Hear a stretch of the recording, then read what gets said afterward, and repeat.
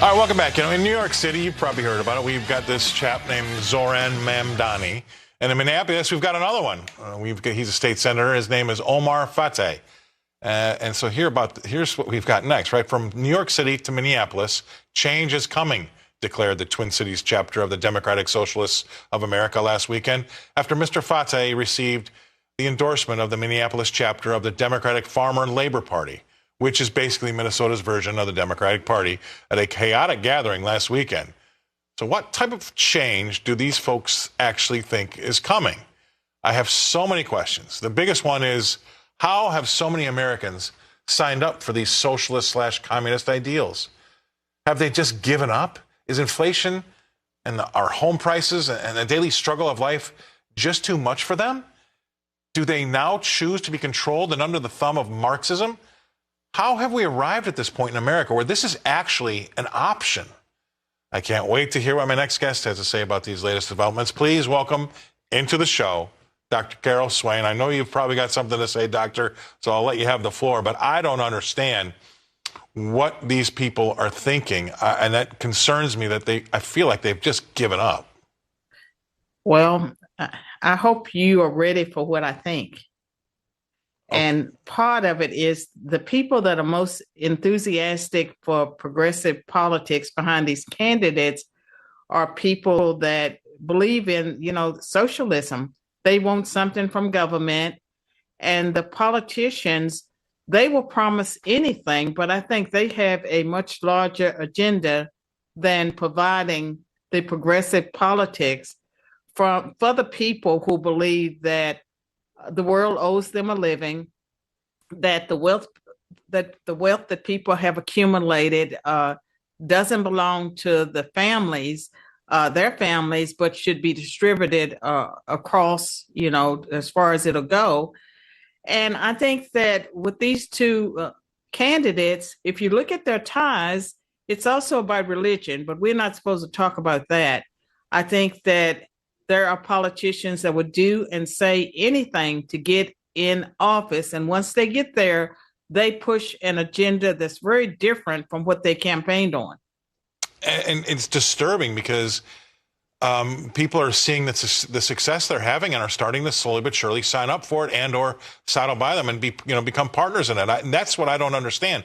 That is not a way forward, but they see the success and they're drinking the Kool-Aid. Well, I'm not sure how much success, because to win a Democratic primary, look at the pool of voters. To win, so in the primary, fewer people vote in the primary, so they would have to win everyone else. But there are places such as Nashville, if you win the primary, you pretty much win the election. So that is scary. That's a scary proposition. I think there's ignorance behind the vote. People that are young tend to think socialism is a great thing, so they support it.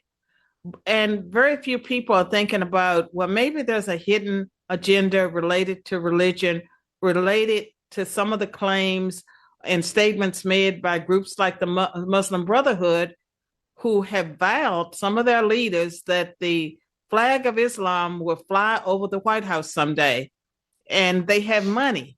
That's how they have advanced so far, that they can buy support from the people they needed that form their coalition, get themselves in position, and they're pushing a much larger agenda than representing New York or city or representing some city in Minnesota. It's much bigger.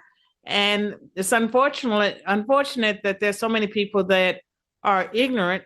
They really don't know what they're signing up for.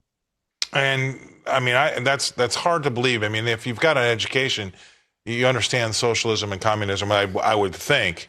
I do know of towns in Europe, say in England and say Belgium and Germany, where you've got 100% Sharia law and they're run by Muslims. That's definitely happening, and that doesn't mean that can't happen here. But to a town the size of New York, our biggest city in the country, to see, I think he actually is going to win.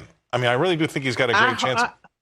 I hope not. I certainly hope not. But just think about the fear instilled in the hearts of the Jewish American population. Right. And And you know something, even though some of us might say that some Jews that are progressives, they deserve what they get. Well, a lot of us would say that they don't deserve this. No. And they don't know what they're signed up for. Right. And that maybe this will lead to an awakening of people in New York, because every city that elects candidates like this, it turns up being like a wasteland. I'd hate to see that happen to New York City, but already New York City was one of my favorite places to visit. I would go every year. I have not been back except for a day or two since 2020, because the city has changed, and it's not changed in a way that makes people like me want to go there and hang out and spend our money. Right. Well, hopefully he doesn't get elected, but I'm thinking it looks that way right now. We'll see, but it'll definitely change a lot more than if he does. And I really appreciate you coming on, Dr. Swain. Dr. Carol Swain, coming to us from Brentwood, Tennessee. Love your content.